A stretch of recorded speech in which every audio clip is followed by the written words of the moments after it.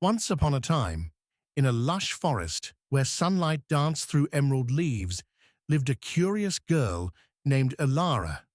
She wasn't your typical village lass. Her heart thrummed with a wild spark, drawn to the whispers of the woods. One misty morning, while chasing a glint of silver light, she stumbled upon a hidden glade. At its center stood an ancient oak, its bark carved with runes that glowed faintly like stars trapped in wood. Elara, bold as ever, pressed her hand to the tree.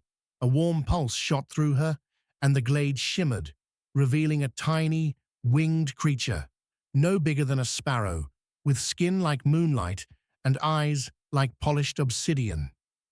"I'm Flicker," it chirped, voice like a bell. "You've woken the heart of the forest. Now you're bound to its fate." Flicker explained that the forest was dying. A shadow, born of greed from a far-off kingdom, was creeping through the roots, draining the life from every tree and stream. Only a heart pure enough to face the shadow's source, a cursed mirror in the king's castle, could break the spell. Elara, never one to shy from adventure, agreed to help. Though Flicker warned her, the mirror showed truths that could shatter even the bravest soul. With Flicker as her guide, Elara trekked through enchanted groves and over whispering rivers. Along the way, she met allies, a fox with fur like fire, who taught her cunning, a stag with antlers like woven silver, who gifted her courage, and a crow who spoke in riddles, sharpening her wit.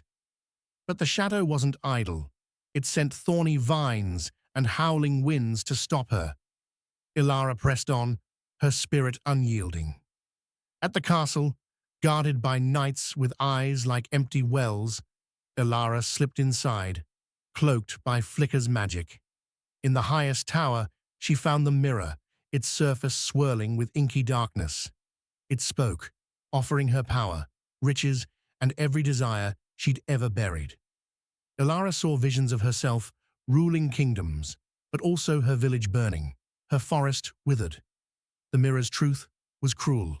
Power came at a cost. Elara laughed, a clear, defiant sound.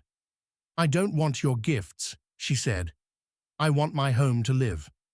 With that, she plunged her hand into the mirror, shattering it. Light erupted, banishing the shadow. The forest sang again, its colors brighter, its air sweeter. Back in the glade, Flicker bowed.